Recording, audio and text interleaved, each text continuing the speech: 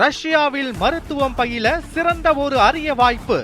வெளிநாடுகளில் மருத்துவம் பயில சிறந்த முறையில் உதவுகிறது ஏஜே ட்ரஸ்ட் கல்வி குழுமம். கோடை விடுமுறை முடிந்து பள்ளிகள் திறக்கப்பட உள்ள நிலையில் கன்னியாகுமரி மாவட்டம் நாகர்கோவிலில் உள்ள அரசு பள்ளிகளில் தீவிர சுத்தம் செய்யும் பணிகள் நடைபெற்றன.